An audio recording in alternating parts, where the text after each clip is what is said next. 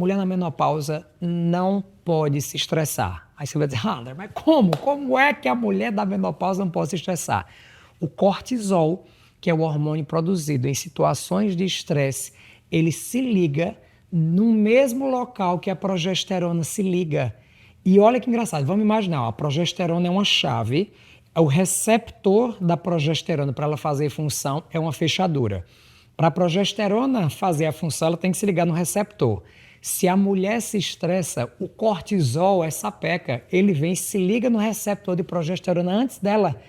O próprio cortisol tem mais afinidade, é uma chave mais bem feita para a fechadura do receptor da progesterona, que é a própria progesterona. E aí não deixa que a progesterona funcione. E aí aquelas mulheres que vivem estressadas, aí você usa uma dose de progesterona e ela não faz efeito, e ela sangra, e ela espessa, é a camada do outro espessa, e você fica aumentando a dose e a paciente não melhora. Pode investigar que ela está estressada. Então, eu acho que a dica mais incrível aqui, importante, é a gente saber que cada caso é um caso. Total. Então, não vai nessa onda, a progesterona só pode ser oral. Não, depende do caso. Para mim, não pode, eu estou muito bem. Deixa eu te fazer uma pergunta que eu nunca te fiz. As pessoas me perguntam por que eu nunca usei chip. Eu fico pensando que quando eu comecei a minha terapia de reposição hormonal, foi tão difícil achar as doses certas, como você falou. Aumenta, tira, põe. Quando a pessoa coloca um chip, você coloca chip, você indica também, implante hormonal. Quando a pessoa coloca um implante hormonal, se não se adapta, se está ruim, você consegue ajustar o implante que já está lá dentro? Essa é uma pergunta interessantíssima. Os implantes hormonais são uma via de administração. Então, o hormônio pode ser tomado em comprimido, prescrito em gel, utilizado em implante. Hoje tem spray nasal, testosterona, tem agora sprays de pele nos Estados Unidos para usar hormônio. Então, é uma via na qual aquele hormônio vai ser liberado.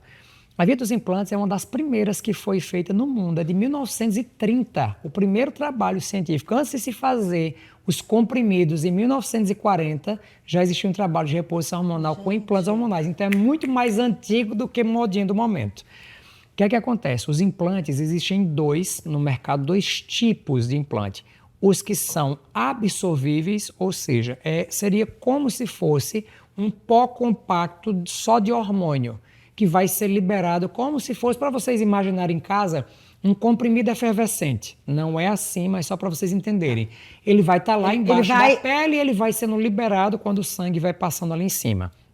Esses hormônios, que são os que a gente chama de absorvíveis, ele tem um pico de liberação e depois ele vai caindo, dura entre 4 e 5 meses. Precisou reajustar a dose, você vai ter que reajustar com gel. É muito difícil você fazer um reajuste com outro implante, porque você não sabe exatamente qual será a dose pela que já está sendo liberada. Então, você normalmente no implante, provavelmente começa com uma dose pequena. Dose bem baixa. Porque se você botar muito, não tem como tirar. Exato. E aí é muito engraçado, porque a pergunta mais interessante disso é, quando escolher uma via ou outra?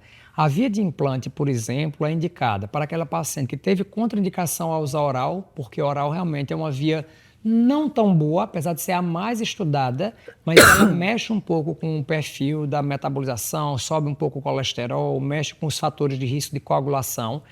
A via em gel é uma das vias mais seguras de ser utilizada, dá pouco efeito colateral, mas vamos imaginar que você tem uma neta em casa. E netos, quando você usa hormônios em gel, existe o efeito da contaminação cruzada. Se você passa aqui na perna, sua netinha vem e abraça você pela perna, aquela dose tocada na perna, que ainda não absorveu completamente, pode estimular, porque a pele também absorve muito, tanto que você usa cosmético na pele para melhorar a pele. Então, aquele hormônio pode estimular, por exemplo, uma puberdade precoce em uma criança. E ela ter a menarca, que a gente falou, a primeira menstruação, em vez de ser aos 14, aos 6 anos de idade, porque a vovó estava usando hormônio. Então, às vezes, a via do implante hormonal ou dos adesivos hormonais, que é uma outra via, é para impedir o risco de contaminação cruzada. Esses dias chegou uma paciente no meu consultório que o PET, ela tinha uma gata e a gata começou a sangrar, porque dormia na cama com ela, então isso não só em crianças, mas em animais também.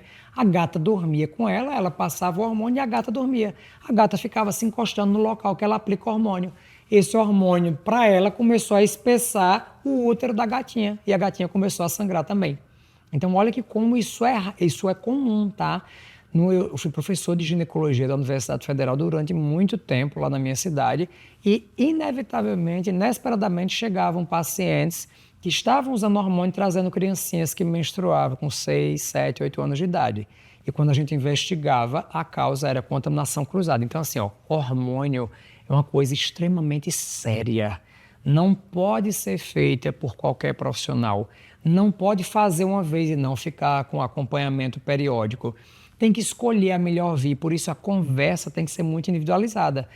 Eu nunca escolho a via para paciente. Eu faço a conversa, o que é melhor, e vou explicando todas as vias, entendendo qual é o cenário dela. Tem criança em casa? Não tenho. Perfeito. A senhora esquece muito, porque às vezes o gel ele tem um mecanismo de liberação que dura de 16 a 18 horas. Você já passa umas 6 horas sem hormônio no corpo, porque ele só dura mais ou menos 16 a 18.